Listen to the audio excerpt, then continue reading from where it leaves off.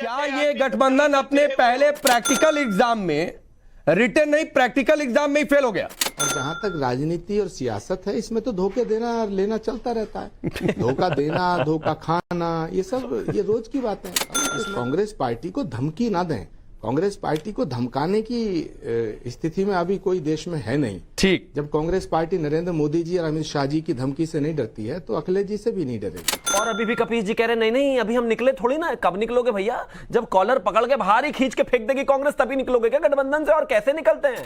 MP में हुआ ticket बंटवारे का विवाद इंडिया अलायंस के टूटने की बड़ी वजह बन सकता है, पर शायद मोदी का डर उससे भी बड़ा है, जो इंडिया वालों को इकट्ठे रहने को मजबूर करता है। चाहे जितना भी अपमान सहना पड़े, हम साथ नहीं छोड़ेंगे। इसी पे जोरदार डिबेट सुनी। गठबंधन टूट चुका है, नहीं टूट चुका है, ये सवाल पैदा नहीं हो रहा है, क्योंकि ये सवाल तो तब पैदा होता है जब गठबंधन कहीं हुआ होता।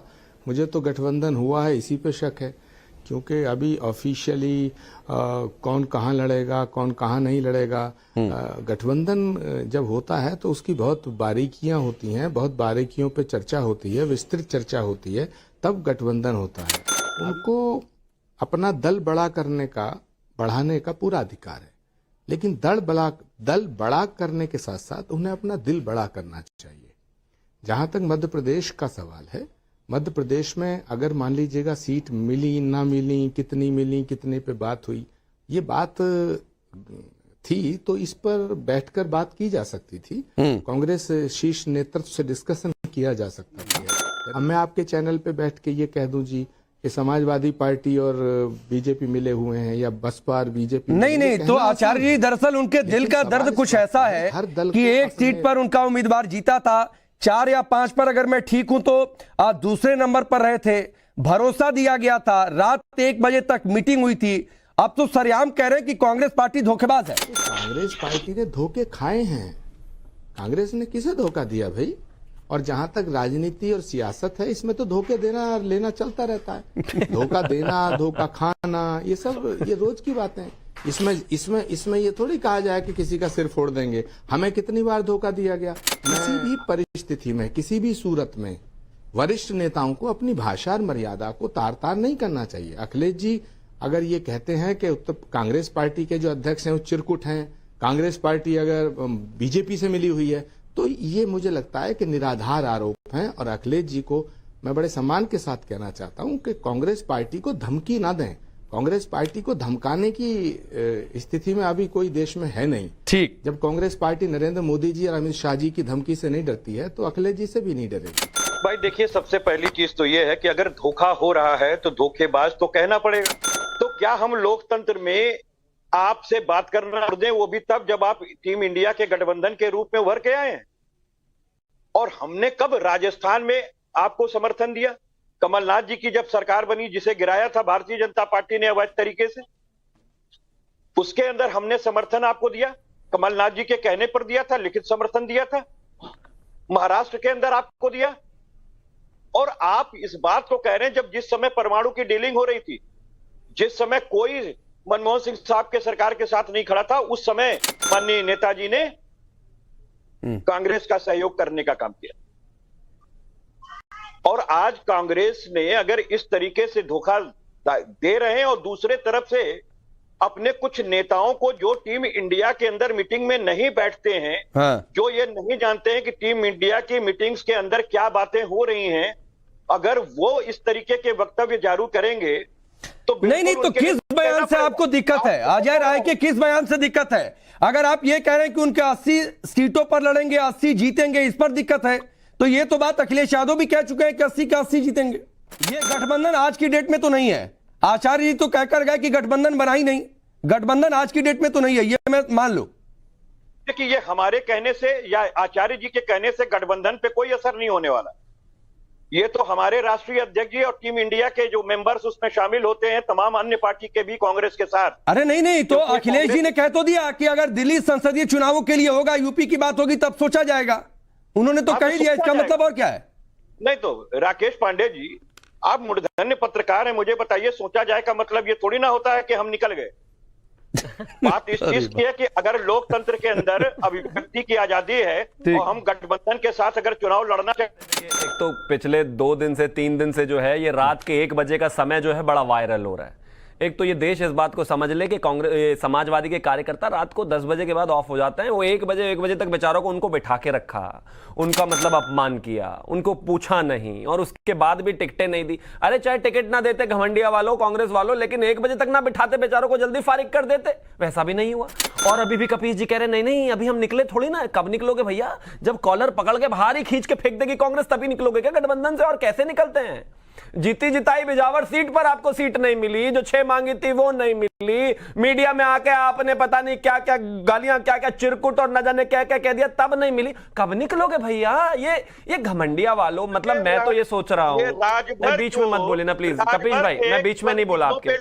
कपीश भाई बीच में नहीं बोला ना मैं आपके, क्या लाभ है? नहीं ये मतलब ये बीच में क्यों बोलना है? ये नहीं, आप इनको रोकना पड़ेगा। राकेश जी आप इनको कहिए ना प्लीज, मैं बीच में नहीं बोला ना उनके। अच्छा कपीश जी सुन लीजिए, कपीश जी सुन लीजिए, फिर आपको जो कहना होगा कह लीजिएगा। देखिए कपीश जी सुन लीजिए, शिवम त्यागी को सुन लीजिए। कपीश जी देखिए पास बोलने के लिए नहीं है। देखिए कपीश जी, अरे आप इनको रोके ना प्लीज, क्या लाभ है इस बात में? बहुत साफ शिवम है, त्यागी। हम इसी बात को 4 महीने पहले कह रहे थे, इसी बात को आज कह रहे हैं और आगे भी कहते रहेंगे। ये देश को लूटने का जो प्लान बनाकर ये घमंडिया वाले इकट्ठे होकर आए थे, हमने तभी कहा था कि ये कोई विचारधारा नहीं है, बस इनका एकमात्र एजेंडा है मोदी विरोध। मोदी विरोध में भी अगर ये अपने अंतर विरोधों को भी खत्म कर ले जाएं तो बहुत बड़ी बात है, लेकिन ऐसा नहीं हुआ।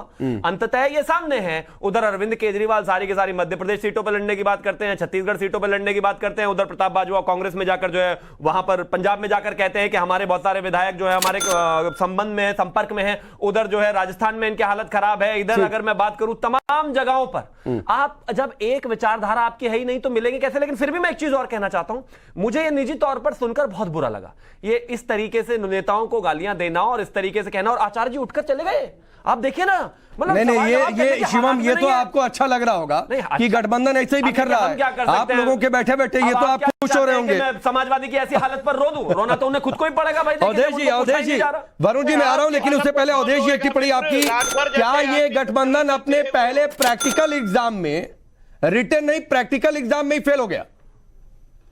नहीं, पहले तो शिवम त्यागी जी को इस समय समाजवादी पार्टी से थोड़ी सहानुभूति रखनी चाहिए कि आज 6 सीट न मिलने पर जो पीड़ा है, अब वो नमक रगड़ेंगे तो किसी को तकलीफ होगी, वो बीच में बोलेंगे। देखिए ऐसा है कि मध्य प्रदेश में बड़े समाजवादी पार्टी और समाजवादी नेताओं की एक लंबी धारा रही है, जिनकी भूमिका देश में रही है। कांग्रेस से बड़े नेता वहां समाजवादी के रहे हैं। ये आज के कांग्रेस के नेताओं को पता होना चाहिए। तो अखिलेश अगर कोई सीट मांग रहे थे तो गलत नहीं था। पिछली बार कमलनाथ जी की सरकार नहीं बनती, केवल 114 सीटें थी, बने ही थी 2 सीटें समाजवादी पार्टी के समर्थन से, तो सरकार ही नहीं बनती, सरकार ही इसी कारण बन गई थी। अब जो है इस समय देखिए, जब आप बड़े लक्ष्य के लिए लड़ते हैं तो छोटे छोटे मतभेद आपके दब जाते हैं, हाशिए में चले जाते हैं और एक होकर एकजुट होते हैं। जब आप छोटे लक्ष्य के लिए लड़ते हैं तो फिर बड़े बड़े मतभेद खड़े होते हैं। क्योंकि जो अजय राय जी हैं उन्होंने उनके पिताजी का नाम लिया है, आपने आधा ही सुना है कि जो अपने बाप का नहीं हुआ ये बोले हैं। तो इतना उतना होने के बावजूद आपको लगता है कि अरे भैया अगर पूरी तरह गठबंधन तोड़ दिए तो पता चला 224 में फिर साफ होगा, इसलिए थोड़ा 5 सहते हुए भी थोड़ा संबंध बनाए रखो। तो इसीलिए अखिलेश जी ने इतना ही कह दिया है कि चिरकुट नेताओं के से हमारे खिलाफ मतभेद मत कराइए, और जो कपीश जी कह रहे हैं कि गठबंधन टूटा नहीं है। अखिलेश यादव में पॉलिटिकल मैच्योरिटी नहीं है, वरुण पुरोहित जी ने कहा। मैं तो ये समझता हूं कि राहुल जी में भी इनको खोज लेना चाहिए। मैं तो इसलिए कह रहा हूं कि अगर राष्ट्रीय अध्यक्ष उनके और राहुल जी और क्या बोलते हैं सोनिया गांधी जी, ये तीन ही इंडिया की मीटिंग्स में बैठते हैं, तो फिर अखिलेश यादव जी को अगर आप मेच्योर नहीं मानते थे तो बैठा क्यों लिए थे भाई? सबसे बड़ा कांग्रेस और समाजवादी पार्टी में एमपी विधानसभा के सीट शेयरिंग को लेकर जारी हुआ विवाद थमने का नाम नहीं ले रहा। अखिलेश यादव लगातार कांग्रेस पर हमलावर है, वो कांग्रेस पर वादा खिलाफी का आरोप लगा रहे हैं। इसी बीच उन्होंने यूपी कांग्रेस के अध्यक्ष पर तीखी टिप्पणी की। बदले में अजय राय ने भी सपा सुप्रीमो को खड़ी खड़ी सुना दी।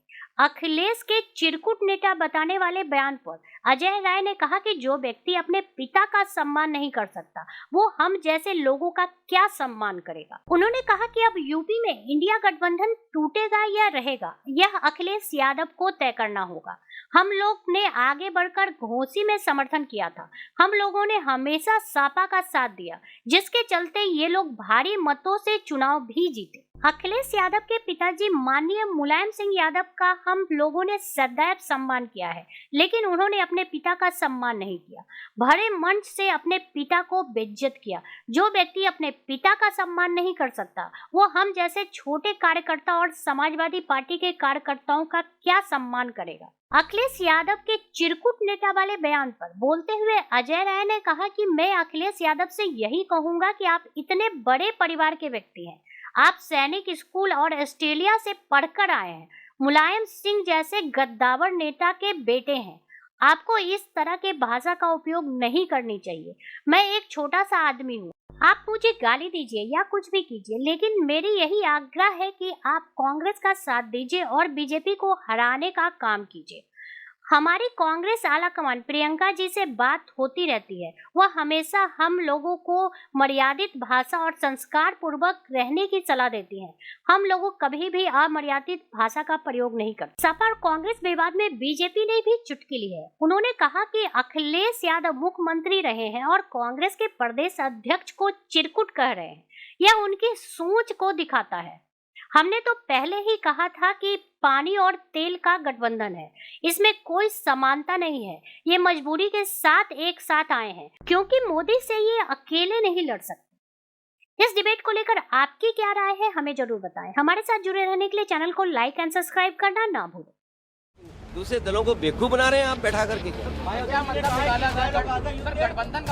ये बीजेपी से मिले हुए लोग हैं। मुझे ये भरोसा होता कि कांग्रेस पार्टी के लोग धोखा देंगे तो मैं उनकी बात पे भरोसा नहीं करता।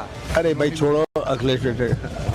कांग्रेस पार्टी को कहना चाहता हूँ अपने चिरकुट नेताओं से हमारी पार्टी के बारे में न बुलवाएं। जिसके मन में अपने बाप के प्रति सम्मान नहीं है वो हम उसकी नज़र में क्या है? या भारतीय जनता पार्टी की मदद कर रहे हैं? दिल्ली में दोस्ती और राज्यों में कुश्ती। सबसे गठबंधन बिल्कुल धूमिल हो जाएंगे और टुकड़े टुकड़े हो जाएंगे।